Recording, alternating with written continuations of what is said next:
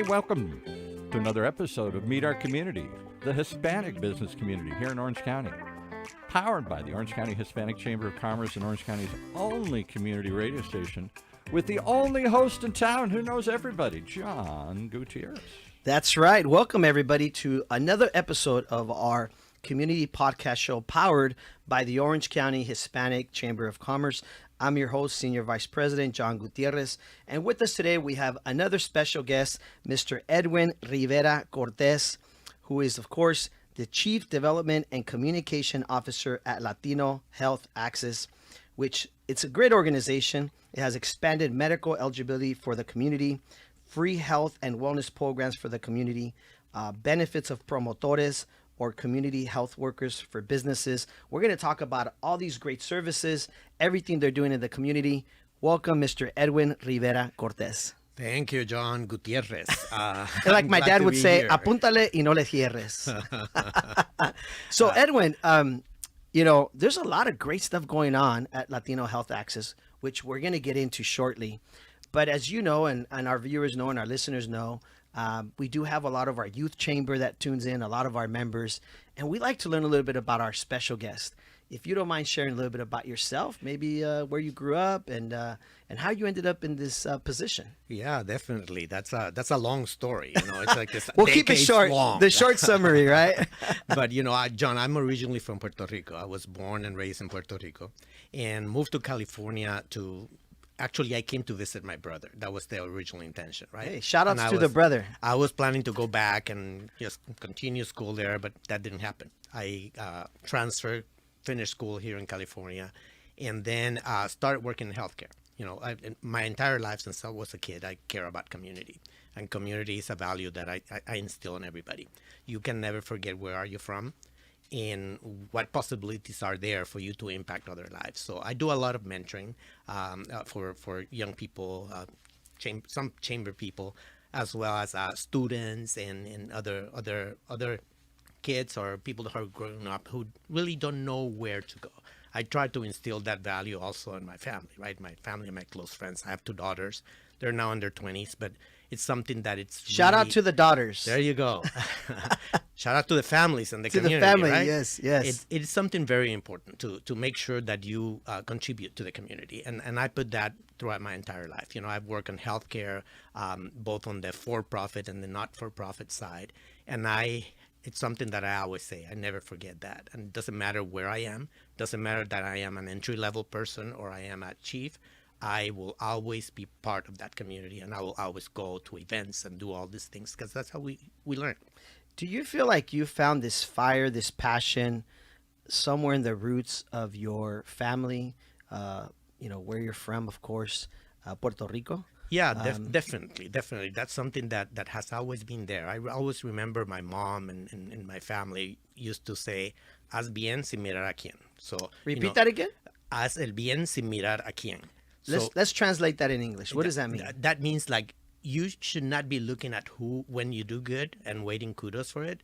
You just do good, and that will take you everywhere. That is awesome, and that's resonated with you. Oh yeah. I think that stayed in my life. It's a philosophy that I follow with family, with friends, with coworkers, with my team, with everybody. It's very important. So those roots from where you're from have played a huge role in who you are today and what you're doing in the community. Definitely.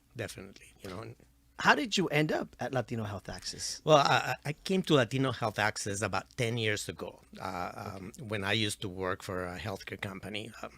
No ad intended, but it was HealthNet. Yes. At that point, they were really engaging with community. And that's how I learned about LHA, about America Bracho. And then we started sponsoring the organization, providing some funding that they needed at that time. And I ended up in the board of directors. So I had been in the board of directors for about about a decade, right? And that helped me really understand the mission of the organization. And about a year ago, I left corporate life and decided to come to LHA and help them. I helped them plan their 30th anniversary gala. And I've always said, and I tell my staff, I always love LHA, But I think I fell in love with LHA when I had the opportunity to work with the promotores, the opportunity to really see what they did firsthand. And America Bracho, the CEO, and I were joking one day, and she's like, "Oh, you should work for us." And I'm like, I don't know. I don't know if you can afford me.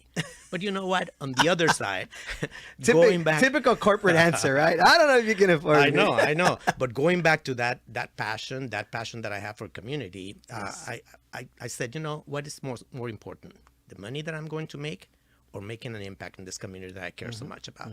And you know, it was a very short conversation, and I decided to join the organization as a staff member. What a blessing that is for Latino Health Access to have somebody who has that fire, that drive, right? That passion. I was once on a Zoom call with some of your promotores. We were talking about, of course, what I do in hospice and what I do in healthcare, and they were learning more about what is hospice and all that. And I must say, a lot of them are just good people. I mean, they had a lot of great questions, and they shared with me all they're doing. I mean, they're boots on the ground, right? Yeah, they Can are. you share a little bit about that whole program and what they do? Yeah, definitely. And I have a correction for you. You said a lot of them are, and I would say all of them are. All of them, exactly. You know, all of them are great people. You know, the Yes. promotores model is a model that has been around for many, many years. When Latino Health Access started back in 1993, you know, we started the organization. I say we because I'm part of it.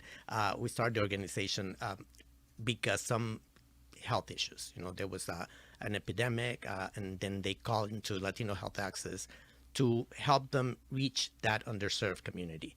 So at that point, they were doing outreach directly in the neighborhoods and apartment complex, talking about vaccines, doing all of those things.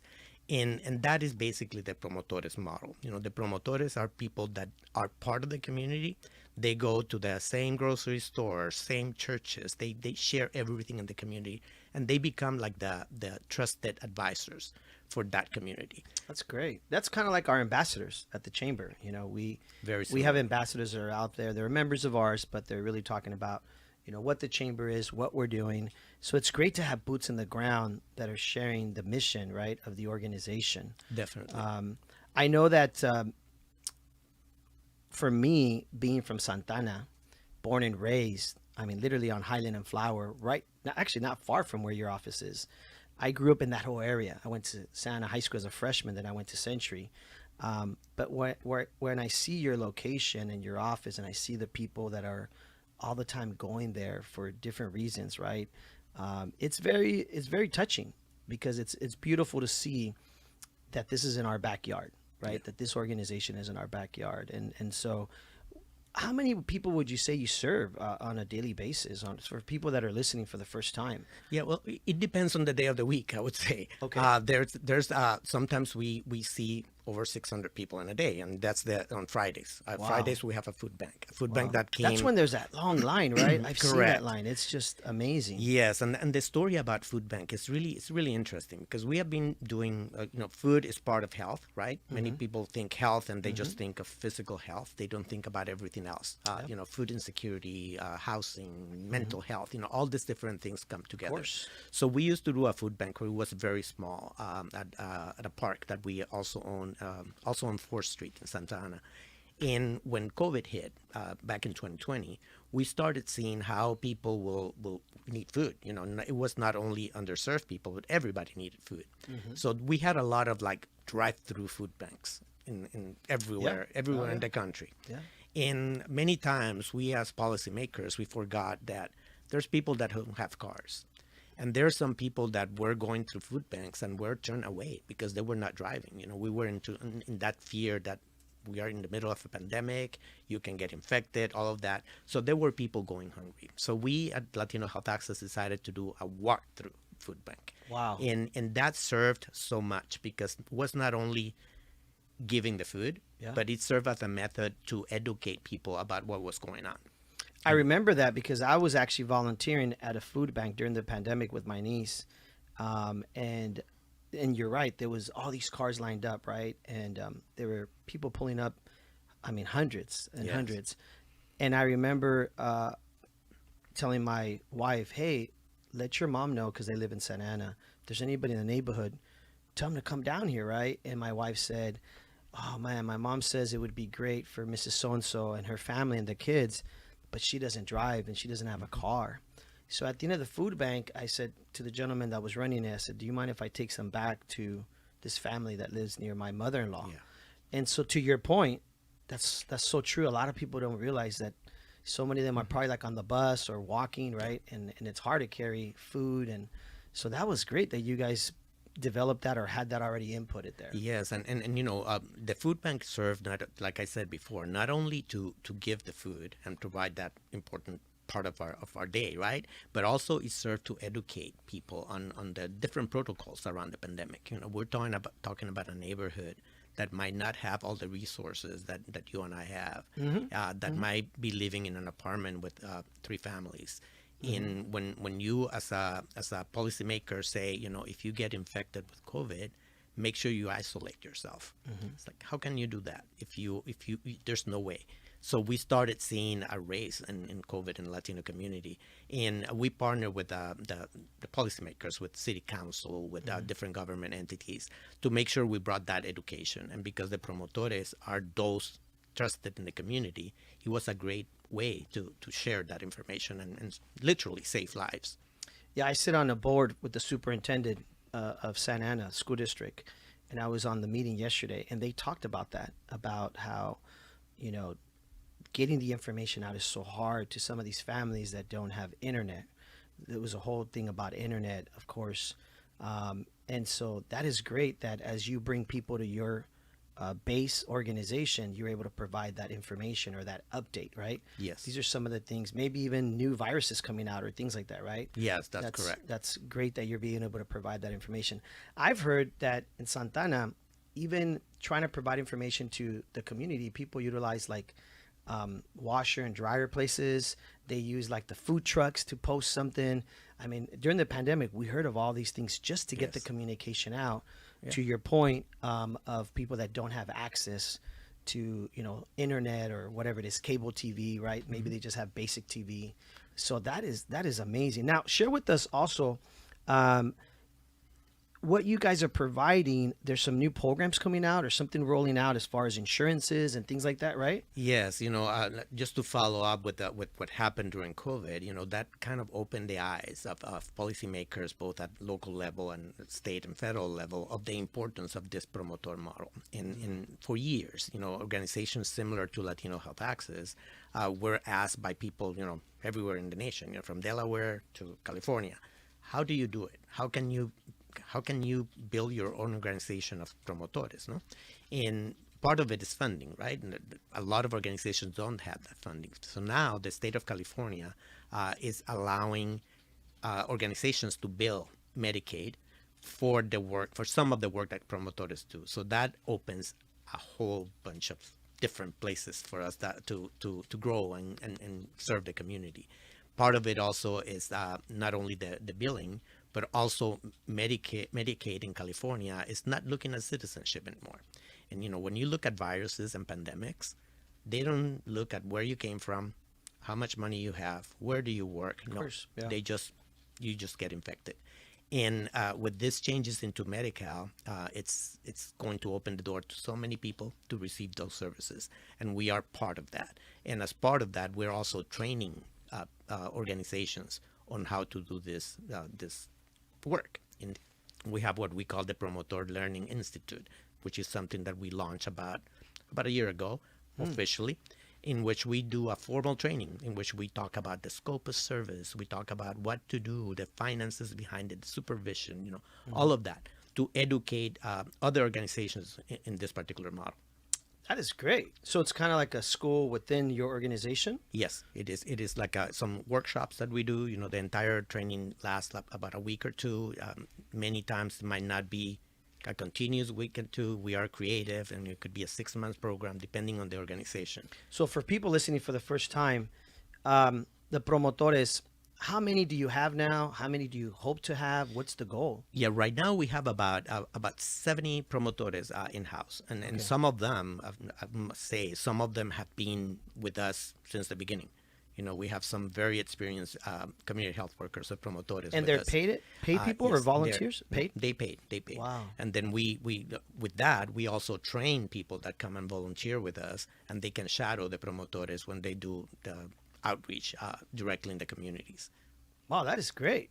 That is great. Now, so with this program that's coming in, it's like a Medi-Cal program that you're talking about. Is it through CalOptima, right? Yes. It's anyone that before Medi-Cal was only for people who were citizens, right? And normally undocumented citizens will just receive emergency services. Now that is gone. Effective January 1st, anyone, if you qualify, obviously you need to qualify by income. So it's a means that's the program. Then you can receive full scope Medi-Cal, which means that you can receive this preventive care that will save money at the long run, because we can just start treating chronic diseases and all these different things before they become chronic. And that goes back to your point earlier of how, because you have a food bank and because people are coming to you, you can be updating these individuals, right, that maybe wouldn't learn about this new program or these new services. That's great that you're able to provide them this information. Yes, and the food bank is just one example of the many things that we bring this information to the community. Every day we have activities. We have activities for young people. We have activities for grandparents. So we look at the entire neighborhood, the entire family, and we provide all this information, not only about programs, but also information that help them manage their finances, manage their the way they do shopping, what kind of food do I buy. We partner with different businesses. Chamber, we're grateful for the Chamber because they have opened doors for us on local businesses that really want to work with us on that. Yeah, I gotta say, it's really nice to see you guys doing the toy giveaway that you just did, right? There's nothing like just seeing those kids smile, right? Yes. And so we're glad that we could help out a little bit. And shout out to our friend John Amador, who I know had a friend of his who donated pallets and pallets of stuff, toys and other stuff, right? Some clothing. We're always looking for resources within our members, and this is the reason why. Yeah. This is why we have a podcast. This is why we do these things, because it's important we help our members understand the organizations we partner with, and then look at how we can support or help you all out with whatever it is that you need, right? Yes, definitely. And as a nonprofit, you can imagine how difficult it is for us to do everything we want to do. And we not only depend on grants and things that we do to raise those funds, but we also depend on volunteers. We have programs during the year. We have over 200 volunteers that give their time in the food bank, that give their time in the park that we own, that help us do all this different work that needs to be done in order to keep the community healthy. Share a little bit about the park, because I've been there. Yes. If you don't mind sharing a little bit about how Not at all. how that Not works. at all, I went there once and I thought it was really cool. You have like a center there, right? Yes. It's a park and a community center. It's the only park and community center in the 92701 zip code. There's other parks, but none of them have a community center attached to it. And this is something that it's another of the great stories of Latino Health Access. Back about 12, 15 years ago, we were like, we need a park in this community. You have a lot of people that have chronic diseases, and we're telling them to walk, to exercise, to do all of this, but they don't have transportation, and there's nothing local. So we did a lot of civil engagement with the local leaders, and we were able to get a lot donated by Northgate Markets. Hey, shout out to Northgate Markets. Yeah, we do a lot with them too as a chamber, and they do an amazing job in the community. They are an amazing partner. Yes. Has always been part of that. So long story short, we got that lot. The city also helped us with another lot, and we were able to build this park. And this park serves as a place for people to come and play with their kids.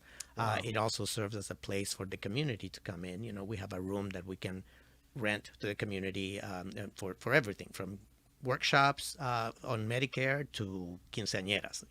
You can do whatever. But it's really interesting.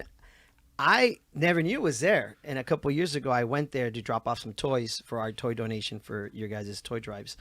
And I remember meeting Maria Cervantes, who's part of our chamber there. And I'm like, wow, I never seen this park. It's kind of hidden, but it's really cool how I like how it's fenced off. Yes. So you maintain it really nice, right? And then there's the center there. But what's really cool is it's also in that downtown 4th Street kind of area, and there's a lot of apartments over there. Yes. So I'm pretty sure there's a lot of people that benefit from those services. Yes, definitely. Those people there are very happy that they have that park where they can take their kids, play with it, and during the week we might have activities where we have volunteers come in and read to the kids and share stories. It's very important. A couple of years ago, we actually did our annual gala there at that park. Oh, nice. And so we transformed it into an enchanted place where people came and Yeah. we had music, we had entertainment, we had all these different things. So Yes. it's a very, very unique place to go. So I ask, the listeners who live in the area, if you want to come visit us, just come and see it. They can come take a tour. Yes, definitely. Okay, there you go, guys. If you want to come take a tour, I got to say a shout out to the city of Santana and its city people, right? Because it plays a huge partnership, collaboration, support, right? As nonprofits, there's so many. And so for the city to be able to help out with the center or the park or other services, I think that's important, right? We thank the people that are also providing that support. Definitely. I always say that to serve one individual, one family, you need an ecosystem of different places, right? You need the churches there. You need the business community there. You need the nonprofits. You need healthcare. You need all of this in order to lift up the community. And I think that's very important. We're proud to be part of that ecosystem that helps the city of Santa Ana and the county of Orange in general in complete that mission. So for people listening for the first time, if they wanted to volunteer, how do they find you? Where do they go? What do you advise? Well, they can call us. That's the first thing to do. Just contact us. We have an amazing team that take care of the volunteers. We have our staff, Brenda Cervantes. She is the volunteer coordinator, and she does this amazing job there. So you can call our call center, and then we can bring you. You can do a tour. You can learn more about what we do. Because saying it in a podcast and sharing it is not the same as seeing it and see everything in action. So we have a number you can call. I don't know if you want me to give the number. Sure. If you have the number, please share it. It is 714-805-7838. And we will share this later on social media when we share this wonderful podcast that you have. And what's the website, too, if you don't mind sharing that? Yeah, it is www.latinohealthaccess.org. .org. Yeah. It's very important. LatinoHealthAccess.org. Yes. I think that's important too, because maybe somebody listening here or watching the show, there could be an opportunity where maybe you don't need the services, but like in my case, when my mother-in-law told my wife, hey, the neighbors could sure use these services. Yes. You never know who in your community, obviously let's be vigilant, let's be eyes and ears, and see who in the community could really benefit, right, from these services. And maybe going to the website is a great place to find all the services that you provide. And like that one can share them with neighbors, of friends and family, right? Correct. Go on the website, go on our social media. Every week we have this event. It's called Platicando con Promotores, where it's on Thursday afternoons, and people can really talk directly to the community health workers and the promotores about different topics. This is online or in person? It is on Facebook. In Facebook? Yeah. Oh, Platicando con los Promotores. Yes. Wow, on Facebook. So there's a whole page on this. There is, it's on our Facebook page, and then you can join. We put every week we announce what's the topic and what we're going to be talking about. Interesting. Do you feel that you find a lot of good feedback there? Oh yes, we do. It's a wonderful place to talk to the community virtually. That's one of the advantages of being able to do these things that are very interactive. And after that, some people fell in love with that, and then just come and volunteer or help us. What are some of the challenges you're hearing right now in the community that you feel we could help you with, or the community could help you with, that you're seeing maybe on this Facebook Promotores that you're hearing out there? Many times what happens is that people don't know where to go for help. And many times underserved communities, they don't understand. I was in healthcare, and we speak on this jargon, and we use all these acronyms, and people don't understand that. Mm-hmm. And that is one of the challenges. They might know that they might be eligible for Medi-Cal, mm-hmm. but they don't know where to apply. They don't know who to contact. They don't know any of this. Mm-hmm. And that's one of our challenges, but at the same time, it's one of our opportunities where we can reach the community and tell John about it, and John goes and tells their neighbor about it, and their neighbor might have a kid that is having some issues, mental health issues, and they don't know who to talk to, so they can come to our youth group. We have seen kids that come to find some help for themselves, and they end up bringing the entire family, because then they see everything that we do, the whole health approach that we have, that can help mom, can help dad, can help grandma. So that is, it is very rewarding. Yeah, I got to say, having access to information is such a key component in the community. When my father, this is about 13 or 14 years ago, was dying of cancer, my uncle flew down from Mexico. On his way here, he hit his head at the airport. When he arrived, because being the person he was, he just patched it up and got in the airplane. When he arrived that same night, he had a stroke. Wow. Next morning, here I am, me and my sister, my family, trying to plan my dad's funeral. We get a call that Uncle so-and-so had the stroke. He's at this hospital. We're running over there, right? And the family, my cousins and his family, they all came from Mexico, felt very lost, very confused. This is not where they expected to be. Mm-hmm. And the reason why I'm sharing this story is because first, Paul says we always should share stories, because stories is what the podcast is about. But second of all, for the first time in my life, I walked into a place where I saw my own family members very lost and very confused, right? And thankfully, because I'm in healthcare, we've been in it 25 years with my wife and my sister, we were able to share information, right, with my family that, don't worry, it's all good. Let's figure this out. Social worker came in, we talked to her, and they were able to get my uncle like emergency medical, right? And so we talked about these things. But I can imagine families that don't have that, yes, that don't have that information, that don't have those resources.